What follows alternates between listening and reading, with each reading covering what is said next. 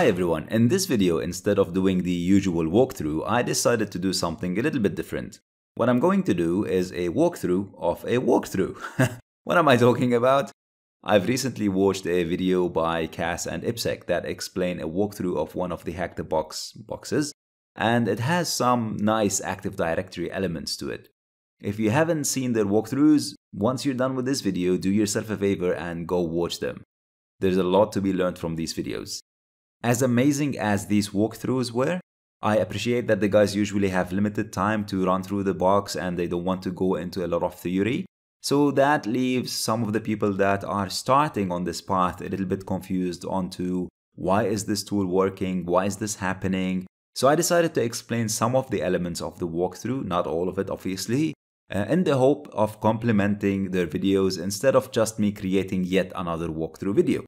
So in this video, we're going to be talking about what Kerberos is, and particularly what the attack that you've seen in these walkthroughs is, as well as how does the attack work. The name of the attack, by the way, is ASREP roasting. To understand this, we need a quick overview of what Kerberos is.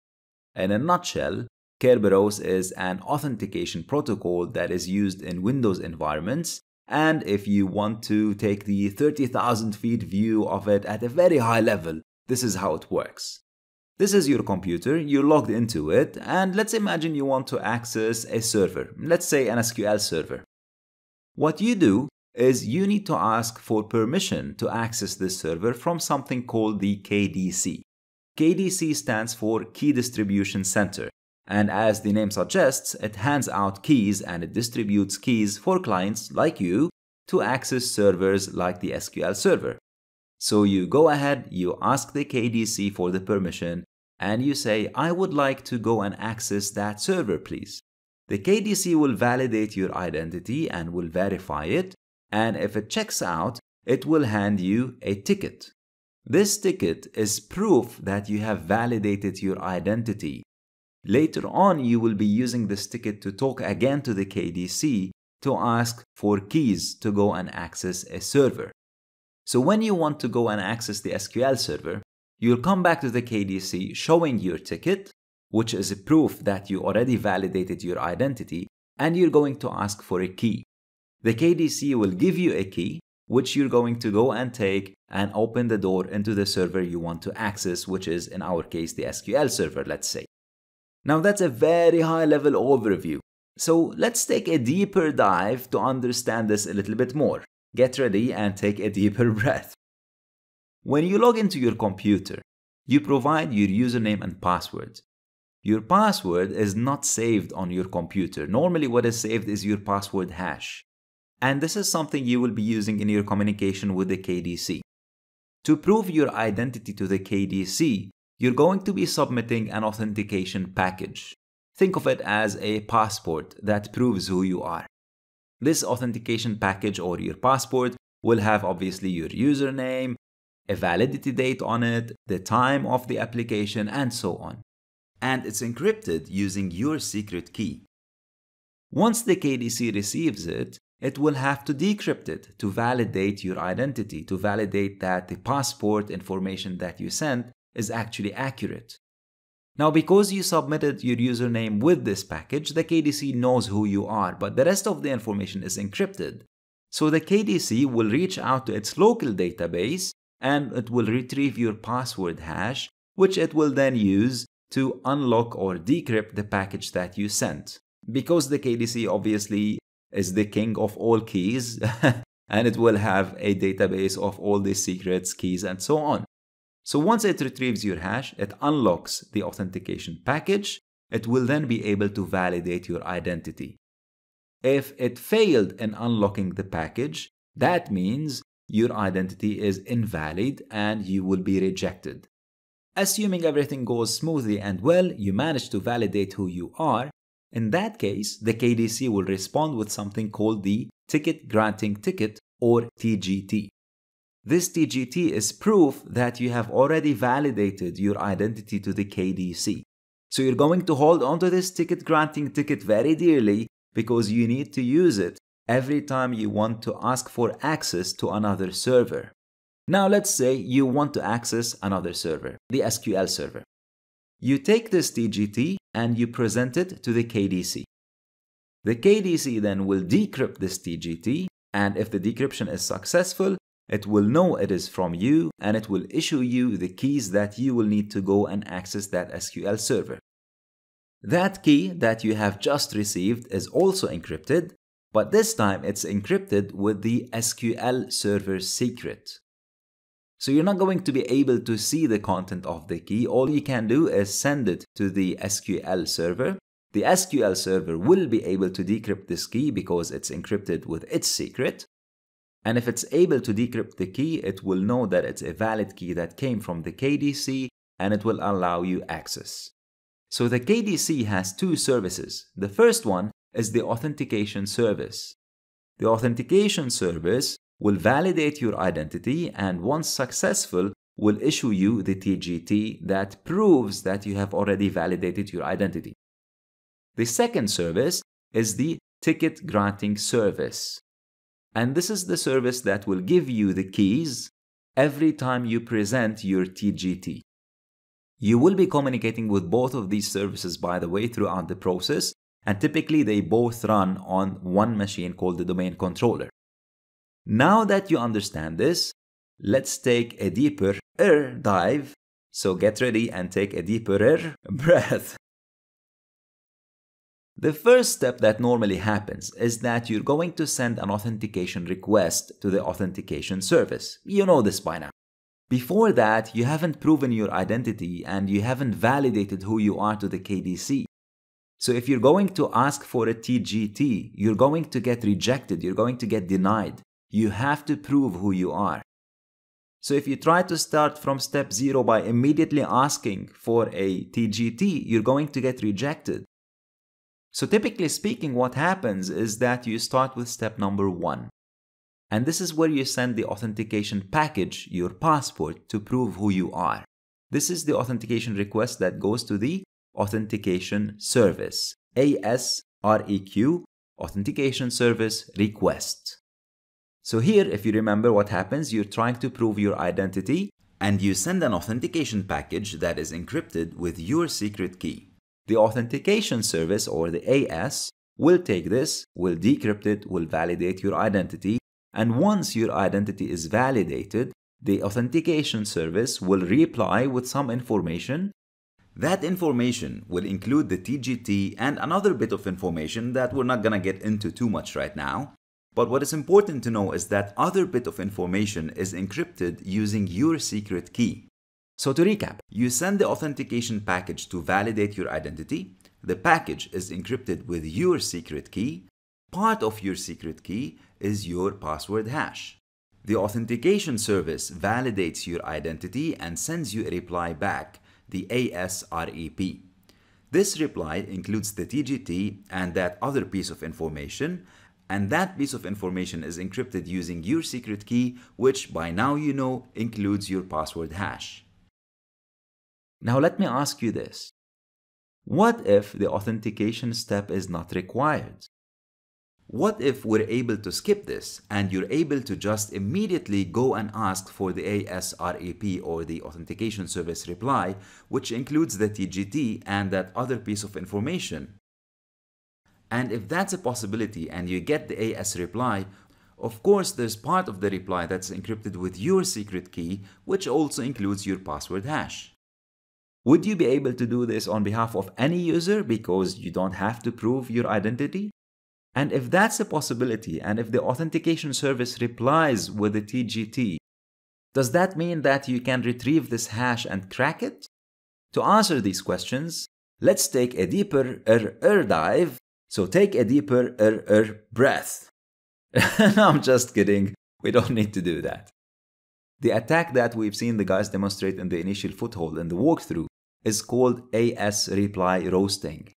And it does exactly what we just described in our questions. It asks for a reply from the authentication service on behalf of a user that doesn't have to prove its identity. This is when we target step 1 of the attack. We forge step 1.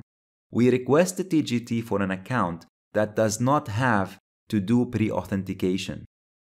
Remember, pre-authentication happens in step 0 because we get rejected if we go and ask for a TGT. But if we don't get rejected, that means we can request a TGT for any random account that exists on the domain, and when we get a reply from the AS, from the authentication service, we'll be able to extract the hash of that account because part of the reply will be encrypted with the user's key, which includes the hash. So we will extract that hash and take it and crack it offline.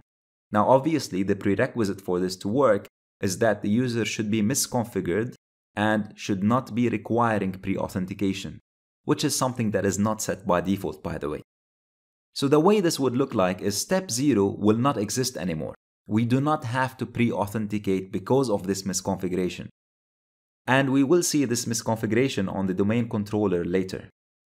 So we are going to send the authentication service request directly without having to prove who we are. And in return, we're going to get a reply from the authentication service for that particular misconfigured user. That reply will have the user's hash that we're going to extract and crack offline. To execute this attack, we've seen two tools being used in the walkthrough. The first one is called Kerbrute, and the way this works is that it enumerates for usernames by sending TGT requests without the pre-authentication. When you send a request without pre-authentication, you're going to get different responses. One response you've seen already, and that response is that you are rejected. You have to prove your identity. This is the normal configuration. But this also means that the KDC has acknowledged the user actually exists. Another response is that you might get something that says the principal, which is the username, is unknown. And this is an indirect indication that the user does not exist. This allows us for username enumeration. An easy way to think about this is, you know how sometimes you're trying to log in into a website, and if the website is misconfigured, if you put the wrong password, the website might tell you that the password is incorrect. This will indirectly tell you that the username is correct, but the password is the incorrect element of the authentication. So what this will allow you is to enumerate for usernames. You can start trying different usernames, and whenever the message says that the password is incorrect, you know that the username is valid, it's just that the password is wrong. The same principle here applies for Kerberos, but instead of getting an error that says the password is incorrect or the user is invalid, you're getting an error that says the principal is unknown when the user does not exist, or you're getting a message that's asking you to pre-authenticate if the user exists. And by looking at these error messages, we are able to identify valid usernames and we are able to enumerate usernames. Once you've identified the valid usernames, we used another tool that will allow us to request for TGTs. And if pre-authentication is not configured, we will be able to successfully get a TGT in a reply. And this is a tool from Impacket called GetNPUSers. And the way it works is it will request the TGT for any user you specify. If the user is misconfigured and it does not require pre-authentication, you will be able to receive a TGT. From there, you will be able to extract the user's hash and you'll take this hash and crack it offline. So I think we've had enough theory. Let's see how that looks like practically. Now, one thing here to mention very quickly, if you are attempting this in your lab, there are a couple prerequisites for this to work. One, you have to add domain controller and domain name to your host's files in Kali, if you're using Kali, that is, of course. And of course, you need a list of usernames that we're going to try and enumerate.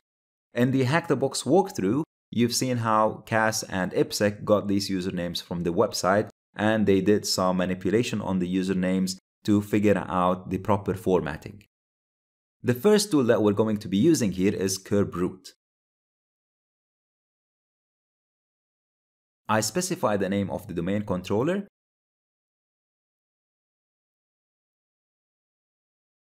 and the domain and the text file with the usernames. And as you can see, we've identified two valid users from the list of our usernames. How did that happen? Let's look at the Wireshark capture and see how that played out. As you can see, packet number 2 is linked to packet number 8, which is its reply. So packet number 2 is the request, packet number 8 is the reply. And you can clearly see when we did the authentication service request, we got an authentication service reply. So our request was successful. We successfully got a reply. We weren't asked to pre-authenticate. And if you look at the reply, you will see for which user that worked. So this is going to be the user that we will be targeting. Let's look at the next packet, packet number 3, which is again an authentication service request, and that is connected to its reply in packet number 6. And as you can see here, we got a principal unknown message. What does this tell us? This tells us that the user is not valid. If we look at the next one, packet number 4, with its reply in number 7, again, principal is unknown. Again, the user does not exist. Lastly, if you look at packet number 5, you can see the response here saying that pre-authentication is required. So this is telling me two things. This is telling me that the user is valid. The principal is known, it's not unknown, so the user is valid. And it's also telling me that the pre-authentication step is required. So I'm not going to be able to target this user and ask for a TGT. The first user, however, the request was immediately followed with a reply, not asking us for authentication, no error messages. And if you remember, this is packets 2 and 8. In packet 2, we sent the request, and packet 8, we got the reply, and that was it. So we know the user is valid, and we know now that the user does not require pre-authentication. So this is the user that we're going to be targeting, and we're going to try and abuse the user in packet number 2. Let's go ahead and try to abuse this user and ask for a TGT on its behalf. And to do that, we're going to be using impacket-GetNPUSers. I'll specify the name of the user.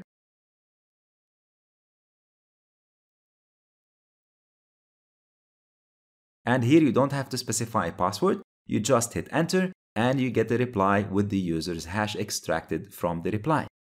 Let's switch to Wireshark and see what happened. As you can see here, we sent an authentication service request. We immediately got a reply. We weren't asked to pre-authenticate.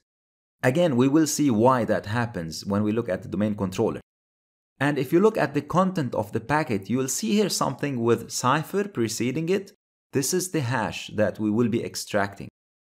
Now, let me save this hash for a little bit later.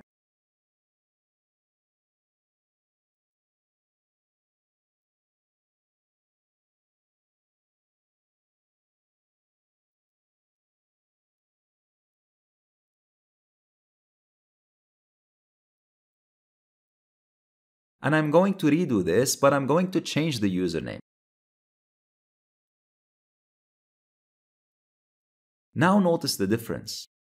We have a reply that says the user does not have don't require pre-authentication set.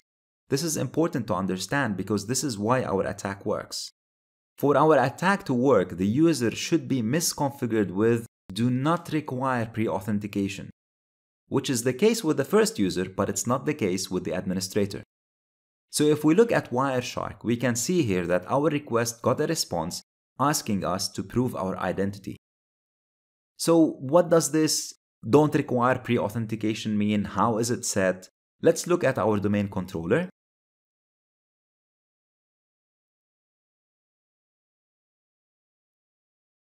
This is our target user here. If we look at the properties of the user, you can see in the account options that we have this option that says do not require Kerberos pre-authentication. By default, it's not set. However, for this particular user, it has been set. And this is what allows our attack to work. Again, the attack name is AS Reply Roasting. Hopefully by now you understand why it's called AS Reply Roasting. Now, of course, from here on, you know what happens. We take this hash and we crack it using Hashcat. Obviously here I'm using a VM, which isn't ideal, but if you give it a few seconds, you'll be able to see the password of the user. And that will allow you to get your initial foothold on the box. And with that, we reach the end of our video. I hope you found this helpful and useful. I hope I was able to clarify some of the concepts around Kerberos and the AS Reply Roasting attack. I do appreciate Kerberos is not the easiest protocol to wrap your head around. So it's absolutely fine if you were a little bit confused at certain moments in this video. Just make sure you watch it again a couple times, maybe rewatch it some other time, and I'm pretty sure that you will be able to get this and understand it fully. Alright, have fun with this information. It's time for me to sign out, and I will see you soon in another video.